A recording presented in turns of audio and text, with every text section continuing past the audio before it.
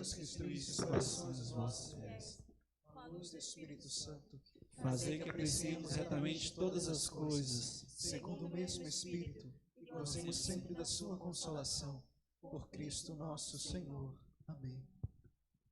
Em nome do Pai, do Filho e do Espírito Santo. Amém. Dá uma salva de palmas para Jesus, maravilhoso.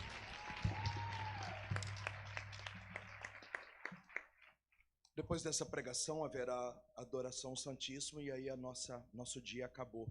Eu quero desde já agradecer o carinho de vocês. Nesse tempo de pandemia, essa quantidade de pessoas é um privilégio para nós. Obrigado você que adquiriu também o material.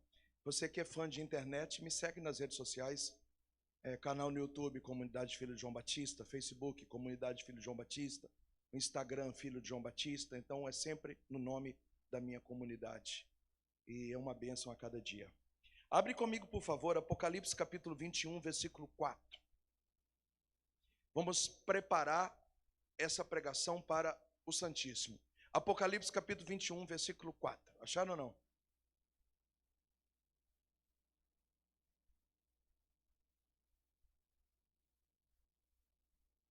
Eu quase não prego sobre mim e a maioria das pessoas não conhece a minha história. E eu queria, diante do tema que me foi passado, e depois haverá um momento do Santíssimo, contar um pouquinho do que Deus fez na minha vida, para fazer um paralelo no que Deus também quer fazer hoje com você. Apocalipse 21, 4.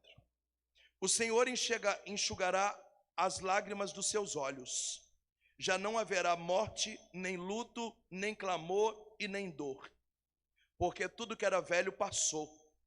Aquele que estava sentado no trono disse: eis que eu renovo todas as coisas.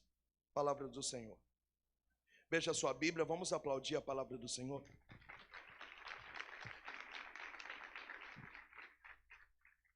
Só ver uma água para mim.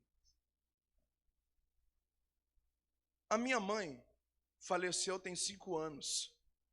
E a minha mãe se chamava Angelina José da Rocha. A minha avó engravidou da minha mãe com 42 anos de idade. O medo da minha avó era porque era uma gravidez de risco, ela já tinha idade avançada, naquela época que mal fazia pré-natal, porque os meus pais são de origem de roça. Moral da história, a minha avó morreu no parto da minha mãe. Meu avô, extremamente bruto, levou a minha mãe para casa bebezinha. E a vida inteira jogou na cara dela: você matou a minha mulher no seu parto. A minha mãe teve depressão a vida inteira. Você não podia falar nada com ela, que ela dizia que ela ia morrer. Eu tentei evangelizar a minha mãe de todos os jeitos. O coração dela era maravilhoso, mas ela tinha um trauma que ela não conseguiu corrigir. Ela se sentia assassina da própria mãe no dia do parto. Meu avô leva a minha mãe para casa pequena e arruma uma madrasta.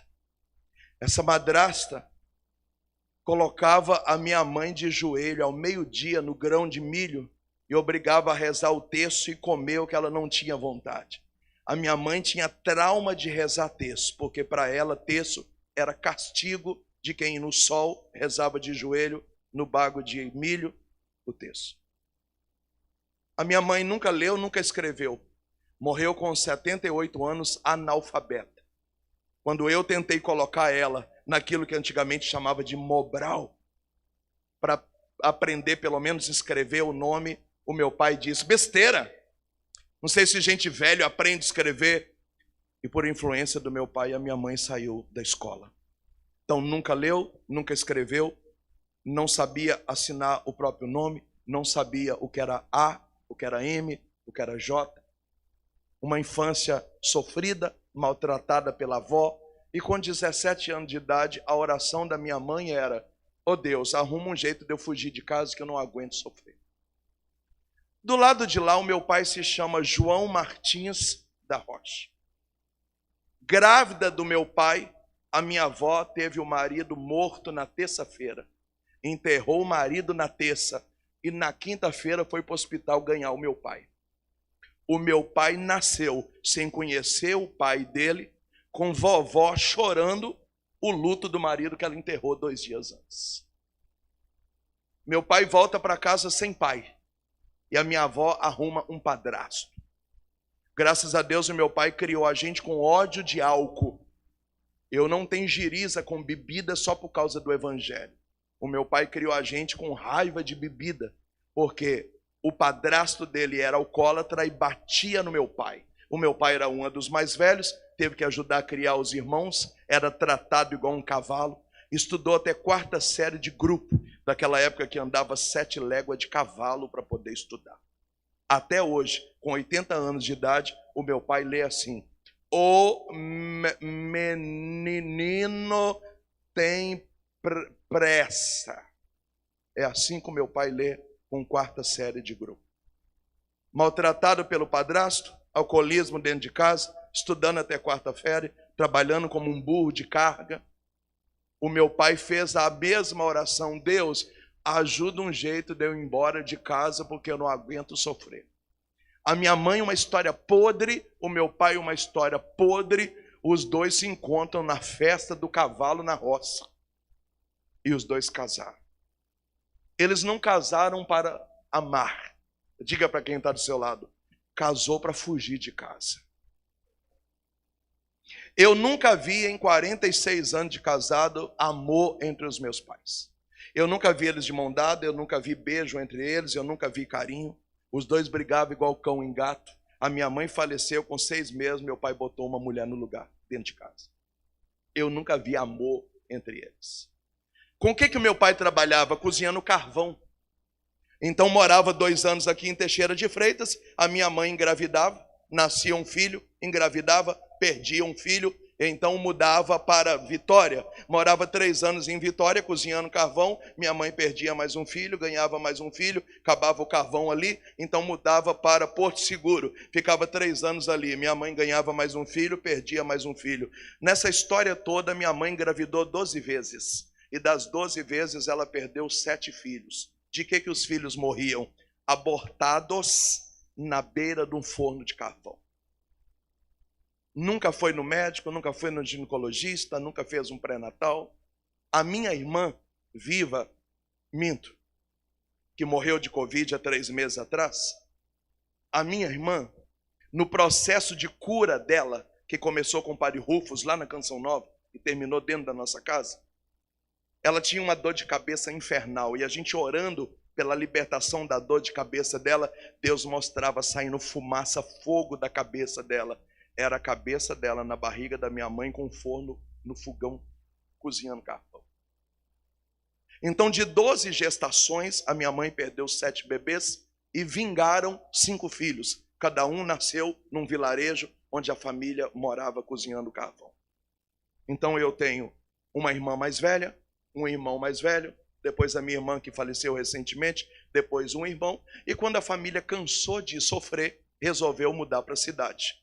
E comemorando a mudança para a cidade, minha mãe engravidou de mim. Então eu sou o caçulo de 5 filhos e 12 gestações e de uma história extremamente podre. Quem está me ouvindo, diga amém.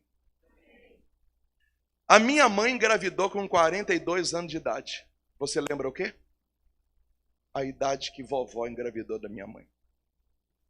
No meu processo de cura, a minha irmã me contava que mãe chorou 9 meses. Qual era o medo da minha mãe? Esse menino vai me matar igual eu matei a minha mãe. Se eu fosse um depressivo que falava em suicidar, morrer, talvez a gente encontraria aqui as origens do meu trauma. A minha mãe se sentia culpada pela morte da avó e me fez sentir culpado, parecendo que eu também ia morrer, matá-la no parto dela. Então a minha irmã conta que a minha mãe socava a barriga atrás da casa. Ela queria me abortar? Não, ela só tinha medo de morrer. Era o trauma dela, que ela não conseguiu arrumar. Moral da história, eu nasci dia 22 de dezembro, faço 44 anos no mês que vem. Daquela época que se tinha um filho, ficava 1 semana no hospital. Então, eu passei o Natal no hospital. Nasci com 4,2 kg. Fui gordinho a vida inteira. Só que eu nasci muito frágil. Até os 12 anos de idade, eu vivi a maioria dos meus tempos internado. Então eu ficava 15 dias em casa, 15 dias no hospital, 15 dias em casa, 15 dias no hospital.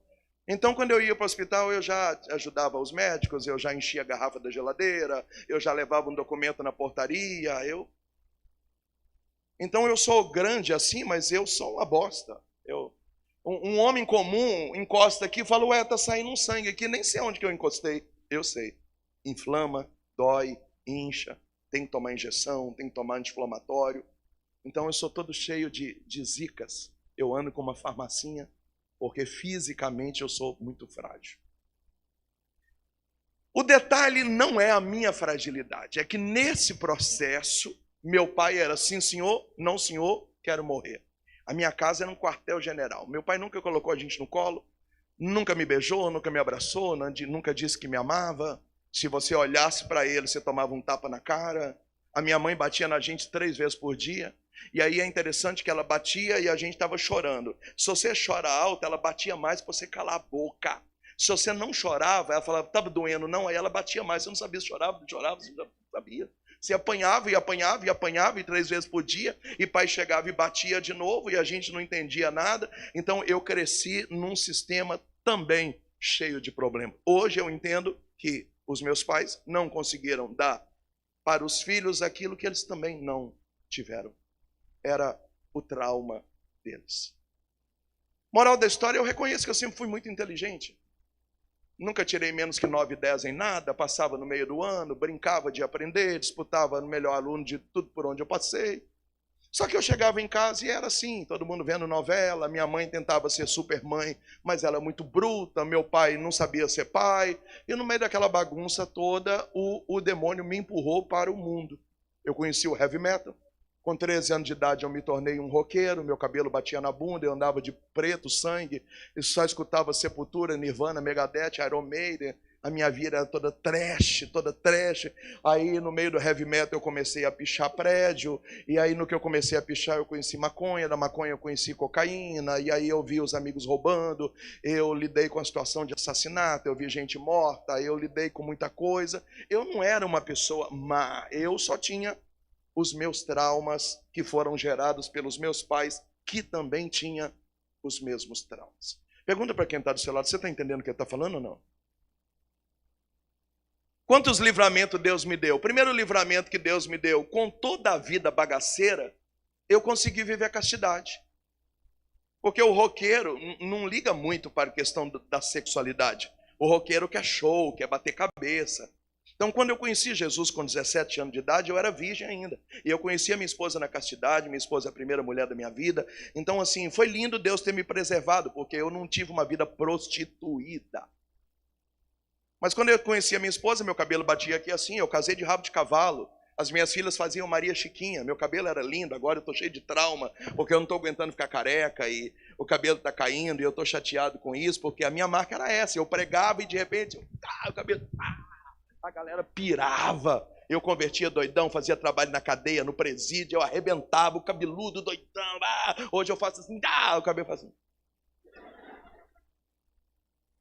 Que desgraça, velhice. Casei de rabo de cavalo e era roqueiro, parará, pererê, deixa eu voltar na história. E aí, no meio dessa história toda, eu vivi o mundo do até 17, 18 anos de idade, mas eu comecei a fumar maconha com 12 anos. Mas por que eu fumava maconha? Porque eu achei numa gangue, na galera, uma coisa bacana que eu não estava achando dentro de casa. Com 17 anos de idade, me chamaram para ir num grupo de oração, eu amarrei meu cabelo, coloquei a blusa de rock por baixo, pus o paçoca de maconha no bolso, fui no grupo de oração. O que eu fui fazer no grupo de oração? Eu descobri que ela era cheia de menina bonita. Eu falei, eu vou pegar uma menina da igreja. Eu fui. E cheguei lá, eu me ferrei. Porque naquela noite eu entrei, no que eu entrei, Jesus me pegou. No que Jesus me pegou, eu não sei como é que eu cheguei em casa. E eu fiquei louco, chapadaço. Gente, eu tive um encontro com Jesus igual Saulo de Tarso a caminho do Damasco. Morreu um, levantou o outro. Eu fiquei doido, chapadaço. Então tem 26 anos que eu estou assim, doido varrido. Aí beleza, coordenando grupo de oração, gelzinho no cabelo, tal, trabalhando bem e tal, e carrinho, e papo, e as meninas, não, pá, não, sou de Deus, tal, pá. Tava tudo beleza, eu tava pregando, tava famosinho, e a agendinha cheia, coordenando a diocese, renovação carismática, uhul! Só que havia algumas coisas dentro de mim que eu não tinha resolvido. Bate no seu peito e diga comigo, mais dia ou menos dia, você vai ter que mexer no seu passado. Porque se você não mexer no seu passado, nada na sua vida vai dar certo. Fala para quem está do seu lado, hoje nós já vamos mexer no seu passado.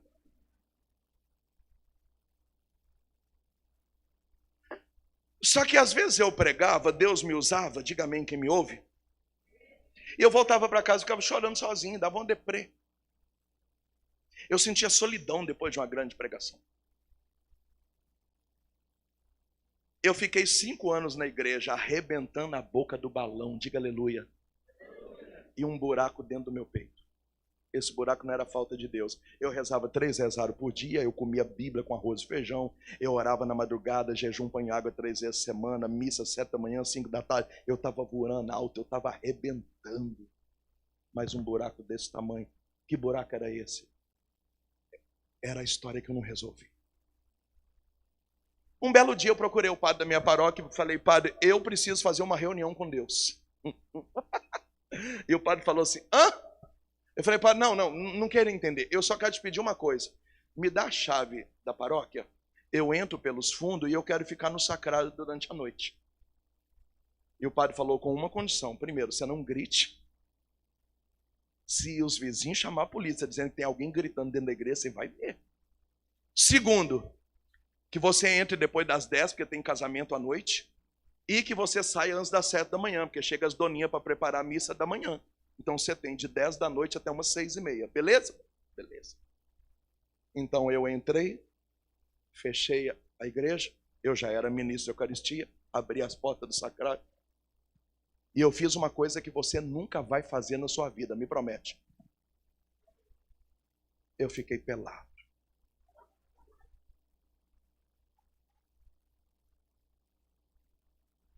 Nessa altura eu já tinha lido a Bíblia inteira umas 4 vezes. Eu falei, Jesus, eu me encontro aqui como Davi, pelado. O Senhor me conhece por dentro ou por fora, com roupa e nu, como diz o Salmo 114. Não tem anel, não tem aliança, não tem nada no meu cabelo. O Senhor precisa falar comigo porque eu já caminho na sua presença há quase 5 anos e tem um buraco no meu peito que dói, todo dia dói. Parece uma depressão espiritual, um deserto, uma aridez, uma noite escura. O Senhor precisa falar comigo. A noite foi rolando e eu desnudo na presença de Deus. Quando deu mais ou menos umas 3 horas da manhã, eu senti um cheiro de incenso naquela igreja. E no meio do incenso o Senhor começou a falar comigo. E o Senhor começou a mostrar a minha história com minha mãe, a minha história com meu pai, os meus traumas. E eu chorava. Gente, mas eu chorava tanto, que eu tive que colocar a minha camiseta na boca para chorar. O padre não ouvia. Então eu coloquei a toalha na boca e ali eu gritava, parecia que alguém estava me dando soco na boca do estômago. E o Senhor começou a me mostrar a minha história, e começou a mostrar, e no meio do que ele mostrava, quanto mais mostrava, ele chorava.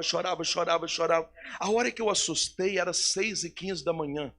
Tinha 3 horas que Jesus falava comigo e eu chorava e ele me mostrava a minha história, e ali estava rolando um processo de cura interior.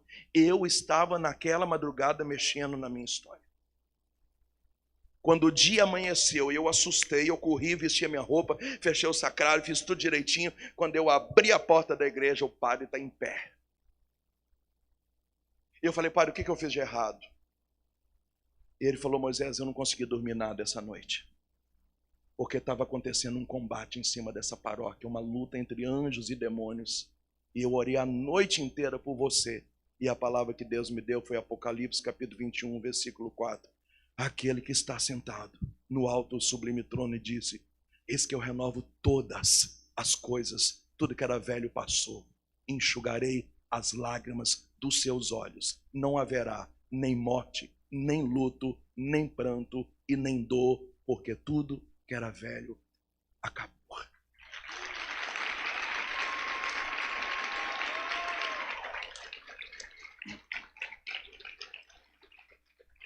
O que eu estou dizendo para você? Que você vai passar a madrugada no Santíssimo? Não. Que você vai arrancar a roupa? Não, que você já me prometeu. Eu estou dizendo que a igreja está cheia de problema. Por quê? Porque as pessoas conhecem Jesus e elas pegam a história delas e escondem debaixo do tapete. E quem falou isso não foi eu. Jesus falou, ninguém coloca remendo novo em roupa velha, porque do contrário aumenta o rasgão. Jesus falou, para que tenha um vinho novo tem que ter um odre novo, porque ninguém coloca vinho novo em odre velho, porque senão racha. Jesus está dizendo que o céu não trabalha com gato, o céu não trabalha com remendo, o céu não trabalha com gambiarra, o céu trabalha com reconstrução. Se você quiser uma vida nova a partir de hoje, você vai ter que curar a vida velha, porque não adianta colocar a vida velha no tapete e achar que vai prosperar daqui para frente e o passado fica mal resolvido. Vai chegar um dia que você vai ter que voltar no seu passado. Esse é o problema. Quando eu vou pregar para casais de segunda união, eu digo, todo mundo quer ser feliz, só que você não resolveu o problema do primeiro casamento e agora você está jogando lixo no segundo casamento e a pessoa não consegue ficar com você. Às vezes até a pessoa é boa, mas você está sobrecarregando a relação por causa daquilo que você não conseguiu arrumar no seu passado. Se não arrumar o primeiro, não adianta tentar feliz no segundo. Eu já preguei nos Estados Unidos 7 vezes. Deixa eu te falar o que eu encontrei lá. Um monte de gente que achou que indo embora para os Estados Unidos ia ser feliz. Aí chega nos Estados Unidos, começa a ganhar dinheiro. As mulheres fazem lipo, algumas colocam silicone. Aí separa os casais, os filhos estão mal criados, porque os filhos estão escravos de dinheiro. Começa a comer, joga tudo no chão. E todos eles têm tablet, têm celular, porque a cada 6 meses lá lança um celular novo. Você vai lá e dá o seu na troca e pega um novo. Você não precisa nem ter dinheiro. O que é que eu tenho pego nos Estados Unidos? Um monte de gente estrupiado, arrebentado, podre, mas foi para os Estados Unidos achando que ia reconstruir. Mas não adianta você chegar nos Estados Unidos querendo reconstruir se você não arrumou o seu passado no Brasil, porque você mudou de país, mas o passado foi embora com você. Portanto, se você quiser ter uma vida nova na sua sexualidade, você vai ter que curar a sexualidade velha. Se você quiser uma vida nova de amizade, você vai ter que arrumar o problema da amizade velha. Se você quiser começar numa nova paróquia, você vai ter que arrumar o problema da paróquia que você fugiu. Porque hoje é assim, você frequenta o grupo da terça, aí você magoou, você vai para o grupo da sexta. Não, porque agora eu estou na paróquia nova, é tempo novo. Não é tempo novo, você mudou de paróquia. Mas se não arrumar o BO da paróquia velha, vai ser mais uma paróquia que você vai dar problema. Então todo ser humano vai ter que voltar no passado. Hoje nós temos padres caindo porque não arrumaram o passado. Quando um padre cai na pedofilia é porque não arrumou o passado dele. Ele foi ser padre e jogou o passado debaixo do tapete. Quando um pregador cai no adultério é porque não arrumou o passado dele. Ele jogou o passado debaixo do tapete. Só que a Bíblia diz que o diabo é o acusador. O diabo não tem poder sobre o nosso futuro, aleluia, porque só Deus tem a visão beatífica do futuro. O diabo tem poder sobre o nosso presente. É por isso que você tem que orar e vigiar, senão você cai. Mas o principal alimento do diabo é o seu passado. Portanto, quando você esconde o seu passado, o diabo espera você prosperar. Depois que você está no grupo de oração de uns 6 anos, 5 anos, e aí está tudo bonitinho, ele vai, levanta o tapete e sopra. Aí aparece, aí você diz, nossa, como é que aquele pregador caiu? Aquele homem era tão de Deus. Tá, ele era tão de Deus, mas o passado estava no tapete. Ele não arrumou o passado. Então o diabo pegou o passado e fez ele cair no presente. Então aprende isso, quem cai, não cai por causa do presente. Quem cai é porque o passado levou ele à queda. O diabo trabalha no seu passado. Então se tem padre caindo é por causa do passado. Se tem pregador caindo é por causa do passado. Se tem casais separando, a maioria é por causa do passado. Então ou você arruma o seu passado, senão não haverá perspectiva de futuro. Você vai ter que mexer no seu passado. E eu estou convidando você a mexer nele ainda hoje. Quem me ouve, diga amém. Fala para quem está do seu lado. Se você não arrumar o seu passado, você se lascou. Se lascou. Ah, Moisés, mas eu nem quero mexer nisso. Então você está vivendo de aparência, idiota. Ah, mas é muito dolorido. Mas é mais dolorido mexer agora ou é mais dolorido cair depois e perder tudo que fez? Eu trabalho com terapia de casais há 15 anos, gente. A maioria dos casais estão se separando, não é demônio, nem inveja, nem amante. É porque eles não resolveram os problemas do passado e jogaram para dentro do casamento. E isso explode no casamento. E o casamento não suporta. Sabe por quê? Porque se você não resolver o seu problema com a sua mãe, você não vai conseguir criar os seus filhos. Se você não resolver o seu problema com o seu pai, você não vai conseguir ser pai. Aí a sua esposa engravida, você pira a cabeça. Mas você não pira a cabeça porque a sua esposa está grávida. Você pira a cabeça porque você tem problema com o seu pai. O diabo começa a pilhar você. Por isso que às vezes a mulher engravida, o cara entra em depressão. A mulher engravida, o cara surta. A mulher engravida, o cara corre para o adultério. A mulher engravida, o cara arruma amante. E aí rapidinho o casamento acaba. Nossa, o casamento acabou porque tiveram um bebê. Não, o nascimento de bebê trouxe à tona um passado de filho não resolvido com seu pai. Pergunta para quem está do seu lado: você morreu ou você está ouvindo o que ele está falando? Deixa eu sair de mim rapidinho, eu já volto, tá? É natural eu dizer isso, porque eu e a minha esposa, a gente sempre prega para casais e é natural o que eu vou dizer. A minha esposa, por exemplo, é filha de mãe solteira. A minha sogra, que morreu de câncer há 3 anos atrás, a minha sogra engravidou da minha esposa. A minha esposa nunca conheceu o pai. A mãe fez questão de esconder. Naquela época não tinha ratinho para achar o filho da gente. DNA. Então, o primeiro homem que chegou na vida da minha esposa, a fabricou e foi embora. O segundo homem, que foi o padrasto, falou com a minha sogra: eu te assumo, mas eu não quero a criança. A minha sogra apaixonada deu a minha esposa para a avó cuidar. E foi embora.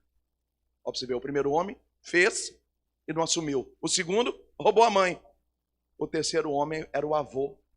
Então a minha esposa, apaixonada pelo avô, porque era referência de homem, o primeiro fez ela e não assumiu. O segundo levou a mãe embora. O terceiro era o avô.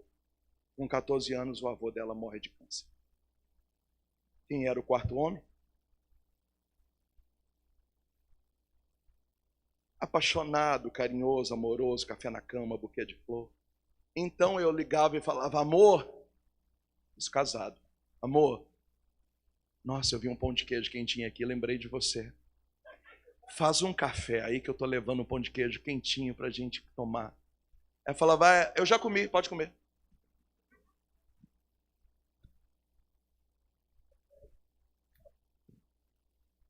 Eu falava: amor, eu fui pagar uma conta no banco e já são 2 horas da tarde. Agora que eu estou saindo daqui, eu estou morrendo de fome, mas eu não vou comer nada, não, porque eu vou subir para a gente comer junto. Ela falou: eu já comi há muito tempo.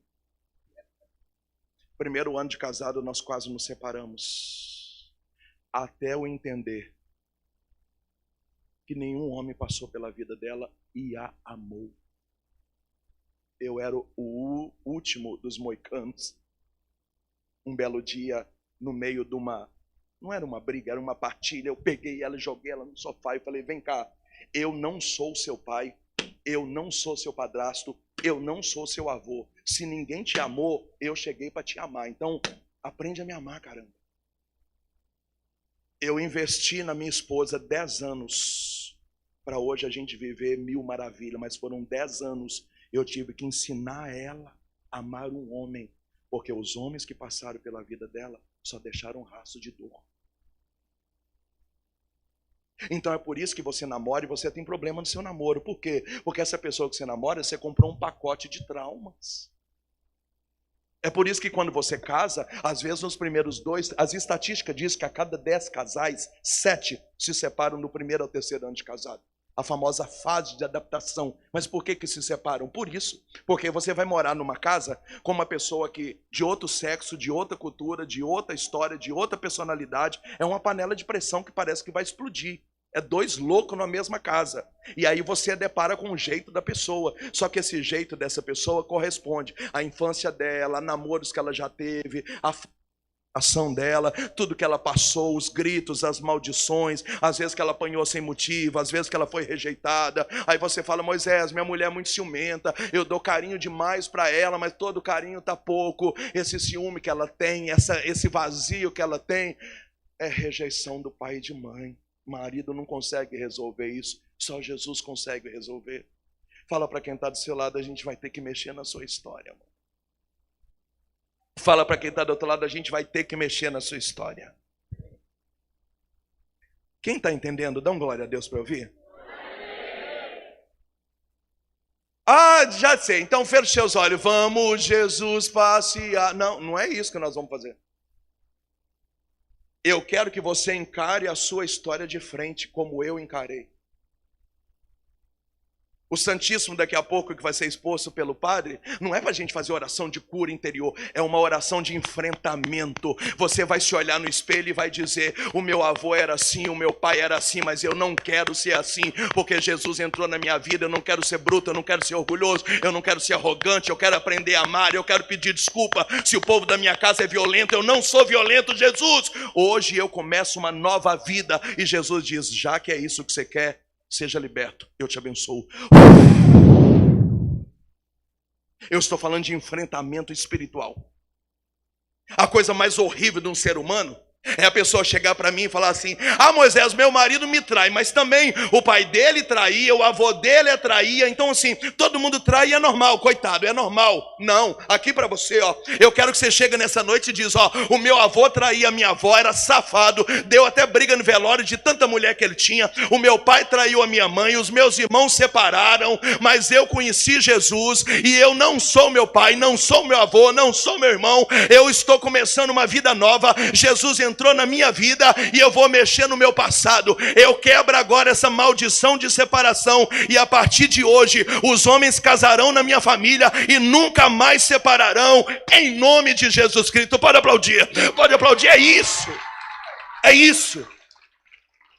E é isso que as pessoas não conseguem entender. Eu já preguei nas principais missas de colibertação do mundo. Eu estou tomando birra desse troço de Seco de Jericó, porque tem gente que está 20 anos fazendo Seco de Jericó e não quebra muralha nenhuma, porque ela acha que quebrar a muralha é o padre Reginaldo Manzotti pegar o microfone e dizer: Deus está quebrando na sua casa o homem que não consegue beijar uma mulher. Ninguém vai falar isso. E isso não é quebra de maldição. Quebra de maldição é o homem ir no Seco de Jericó e dizer: não foi revelado nada, eu não senti nada, mas quando Moisés pregava, meu coração queimava. E a partir de hoje, se meu pai não me beijava, eu vou beijar minha mulher, eu vou beijar os meus filhos, eu vou beijar na minha paróquia, porque eu quebro essa maldição. Inauguro um tempo de Kairos, um tempo de graça. Pode aplaudir, é isso, é isso. Fala para quem está do seu lado: a gente vai ter que mexer na sua história, filho.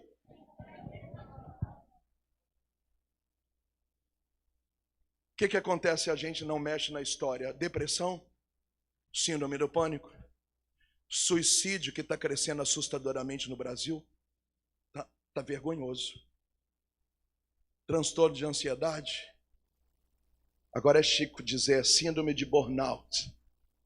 Burnout. Mata do mesmo jeito. O que vai acontecer se você não mexer na sua história? Você vai ser um péssimo pai, uma péssima mãe, um péssimo namorado, uma péssima... Ah, Moisés, eu queria terminar com ela, mas se eu terminar com ela depois de 6 anos, ela suicida, ela é muito fraca, ela faz um espetáculo, então assim, eu tô com ela, eu nem amo ela mais, mas assim, a gente já acostumou. Você quer ficar com alguém que só não te larga porque tem pena de você? Porque você é carente? Porque você é mal amada? Aí você diz: Moisés, reza para mim para eu me libertar. Se encare no espelho e diga: Jesus, eu não quero fazer com o meu namorado a mesma coisa que minha mãe faz com meu pai. Eu não quero. O nome disso é cura interior. Diga aleluia. Fala para quem está do seu lado: nós vamos ter que mexer na sua história. Aí te amaldiçoaram, falaram coisas que você não precisava ouvir, falaram, disseram que você não ia dar em nada, falaram que você era a ovelha negra da família, falaram, disseram que você foi trocado, disseram, seu pai disse que você não é filho dele, disseram, você viu seu pai batendo sua mãe, viu seus pais se separar, viu gente dando facada nos outros, viu, presenciou acidente, presenciou, você lidou com tantas coisas na sua vida e você vai ter que arrumar tudo isso. É fácil? Não. É possível? Sim. Só que você tem que querer. Aí eu fiquei noivo da bonitona. Delícia. Aí eu falei, senta aí. Ela falou, o que você vai fazer? Eu falei, senta aí. Eu queria te dizer que eu não sou meu pai. Jesus entrou na minha vida, amém? Então eu vou te levar café na cama, eu vou te dar buquê de flor, vou te dar lingerie. Nós vamos nos amar. Você vai ter saudade de mim todo dia. E se algum dia eu não fizer isso, me lembra que Jesus já entrou na minha vida. E eu não vou tratar uma mulher como os homens da minha família trataram. Porque Jesus já me deu vida nova. E eu sou homem novo. Eu não aguento mais essas conversas dentro da igreja. Ai, Moisés, o jeito de amar dele é assim, ele é grosso, não pega na mão da gente, não gosta de beijar, ele diz que é o jeito dele. Não é o jeito dele, é trauma que ele não arrumou, é história mal resolvida de pai com mãe. Eu tenho dó quando a gente vai pregar para jovem, do momento de cura interior que os jovens choram, que parece que vai morrer, quando a gente fala, você que seu pai não te beijou. E às vezes o pai é da igreja, às vezes o pai ministra a Eucaristia, mas o miserável serve 15 anos na missa e não conseguiu ainda dar um beijo no filho, dizer que ama. Por quê? Porque ele não mexeu no passado dele. Aí quando o filho usa droga, vira gay, aí ele diz, 15 anos que eu estou na igreja, onde que eu errei? Mas se tivesse arrumado a sua história, não iria repetir com seus filhos as mesmas coisas que seus pais repetiram com você. Então numa tacada só o diabo pega duas pessoas, quem me ouve diga amém. Pega o pai e o filho numa tacada só, quem me ouve diga amém. Fala para quem está do outro lado, você vai ter que mexer na sua história, filho. A sua história é podre? É podre. Você que é de família grande é mais podre ainda. Sim. Mas aqui é o hospital, e Jesus disse que não veio para os sãos, ele veio para os doentes, ele veio nos curar, diga aleluia. Pode aplaudir, ele veio nos curar, diga aleluia. Então eu sentei com a minha esposa. Eu falei, eu nunca vi homem beijar mulher nenhuma, porque meu pai não beijava minha mãe. Mas eu não perco a oportunidade. Eu passei, tá na pia, pum na bunda. Aí vem você. Passei de novo, pum na bunda outra vez. Falei, vou fazer isso todo dia. Meu pai não fazia isso com a minha mãe. Aí a minha mãe morreu, meu pai botou uma mulher no lugar. Eu só tenho você pro resto da vida. É na sua bunda que eu vou bater. Aí ela fala, então bate de novo, gostoso. Eu tenho que arrumar, tem que arrumar. Tem que dar selim para sair, selim para chegar. Chegou meu amor de novo, paixão, minha vida. Fala, gostosa, fala, delícia. Ai, que saudade, é verdade. Tem que ser isso aí. Jesus entrou na minha vida aí, eu sou homem.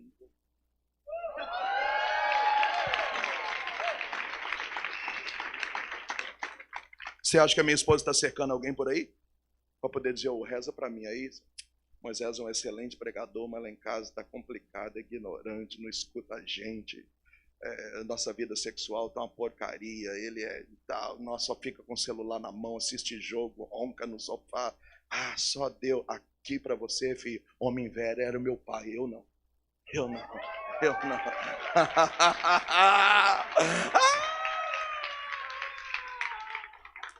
Chupa, bebê. Fala para quem está do seu lado, a gente vai ter que mexer na sua história hoje. Aí eu contei para você que eu batia na cara, meu pai não dizia que ama, correto? Aí minha esposa engravidou de gêmeas. Minhas filhas são umas moças que assim, eu estou rezando para Deus ter misericórdia de mim. Elas são muito bonitas, um corpo assim que com 15 anos, nossa. E o padre falou assim, não anda com ela sozinha não, que o povo vai achar que é amante. As minhas filhas, se andar comigo, vão achar que é namorado. Tá top, tá top. Tira o olho aí, galera. Já comprei um espingarda de 2 canos. Nasceu as gêmeas, Isabela e Emanuele. Nasceu. 7 anos de idade, botei as duas na cadeirinha rosa, porque lá em casa tudo é rosa e lilás. Eu só não saí do armário ainda porque eu sou homem mesmo, porque lá em casa até a cachorra é fêmea, meu universo é feminino, o negócio é feio, é feio. Sentei as duas na cadeirinha rosa. Minha esposa perguntou, o que você está indo fazer? Eu falei, me respeita, eu sou o pai delas, peraí. Cada uma com uma boneca, eu falei assim, ó, quando eu tinha a idade de vocês, o meu papai batia na minha cara. E a minha mãe corria comigo lá para dentro, fechava a porta e dizia assim, não chora não, ele é seu pai. Eu queria dizer para vocês que isso não vai acontecer aqui em casa. Nós vamos fazer comidinha de boneca, vamos fazer Maria Chiquinha, nós vamos montar a casinha da Barra, nós vamos arrebentar. Vocês vão ter orgulho do pai que tem. Eu venci a minha história. Porque eu não aceito eu gritar com a minha filha, dá licença, não está vendo que eu estou ocupado? E ela ia chorar e minha esposa falou, filha, é o seu pai, coitado, ele trabalha muito aqui para você, ó. Eu trabalho muito, mas Jesus entrou na minha vida, me deu equilíbrio, me deu discernimento, me deu sabedoria, me deu olho de água, me deu perspicácia. Eu venci a minha história, eu venci. E eu estou convidando você nessa noite para a gente arrumar o seu passado, porque Jesus diz que ninguém coloca remendo novo em roupa velha. E eu acredito que esse sábado vai ser um divisor de águas. Vai morrer uma pessoa velha e vai nascer uma pessoa nova, em nome de Jesus Cristo.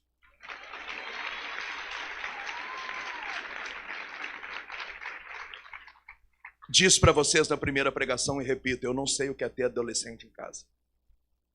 A santidade das minhas filhas é fenomenal. E eu estou apoiado na palavra. Ensino o caminho do Senhor desde pequeno, que na idade adulta não vai se desviar. Estou crendo que Deus vai me justificar. Eu que a vida inteira vivi de Bíblia, de que as minhas filhas vão conservar os valores que eu apliquei desde pequeno. Agora você imagina 2 moças de 15 anos dizer assim, ó pai, mamãe queria tomar sorvete sem você, tá louca? Eu falei, não, sem o meu pai eu não tomo. Nós estávamos esperando o senhor chegar de viagem para a gente tomar um sorvete. Gente, um sorvete é R$20. Mas olha a concepção delas, sem o meu pai, não. Enquanto eu era pequeno, eu não tomava um sorvete. Ainda apanhava 3 vezes por dia.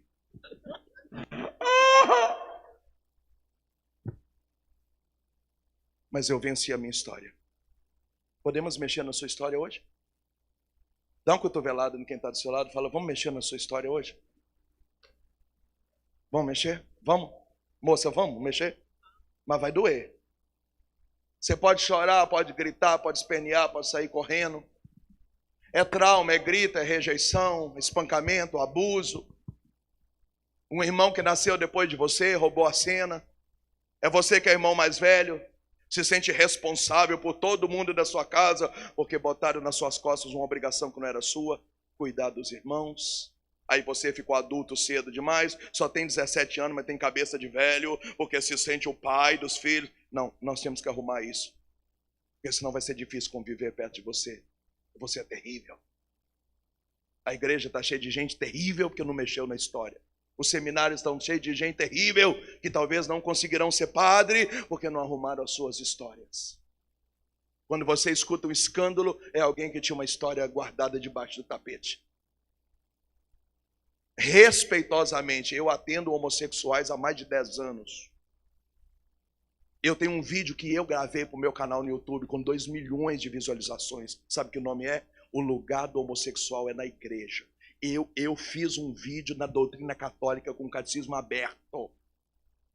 E aí eu ganhei essa galera. Todo mundo falou, caraca, eu nunca vi um cara católico falando disso com tanto legal. Você bateu na nossa cara, falou que a gente está errado, mas eu se senti amado. O que tem de gay que eu acompanho, que eu ajudo a viver castidade, a minha esposa atende, faz chamada de vídeo, atendo homens que são casados, que têm problema de homossexualidade, que a esposa não sabe, o cara é casado e tem 2 filhos, mas tem tesão por homem. Fazendo um trabalho lindo, mas fazendo eles entender que eles precisam arrumar a história deles. Que quando alguém assume a homossexualidade, é uma ferida mal resolvida. Alguma coisa que não vai fazê-lo feliz assumindo. Assim como separar, largar a mulher, ir embora de casa, também não resolve o problema. Você tem que curar as feridas, não é correr dos problemas. Só essa para terminar. Outro dia alguém falou assim, eu queria que você rezasse pelo meu marido, porque ele não para emprego nenhum. Aí na hora minha anteninha já... Eu falei, não para emprego nenhum? Quantos empregos são? Nos últimos anos foram 4 empregos. Eu falei, dá licença, senhora, por favor, deixa só eu e ele. Fecha os seus olhos aí. Candaria lá, baria lá, baria lá, baria lá, baria lá. Eu falei, pode abrir o seu olho. Me conta você com seu pai. E ele falou, mas por quê? Eu estou pedindo você rezar pela minha vida profissional. Eu falei, não, porque Jesus acabou de me dizer que quando você entra numa empresa, aparece um chefe, um encarregado, um patrão, um supervisor, um gerente, que tem coincidentemente os mesmos traços do seu pai. E isso te incomoda tanto que você arruma um jeito de pedir conta. Então o seu problema não é profissional. Todo lugar que você encontrar alguém que tem a ferida do seu pai, você não vai conseguir conviver com essa pessoa. Falei, vai me enganar, bobo. O rapaz acha que todo mundo tem inveja dele porque ele não para emprego nenhum. Olha o que Deus mostrou.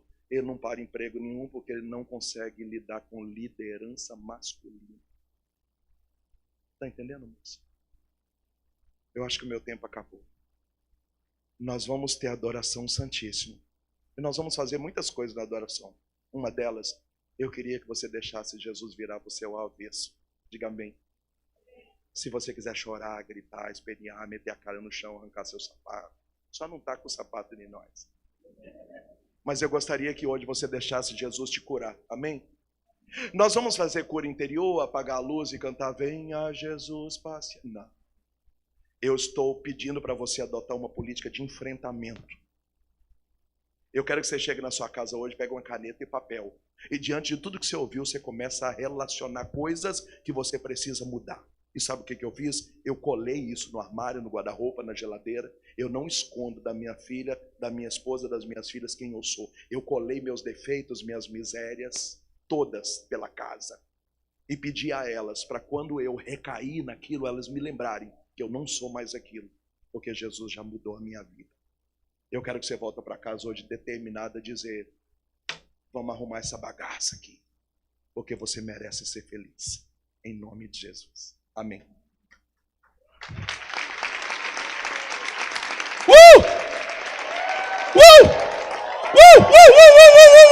Fica de pé, pode aplaudir.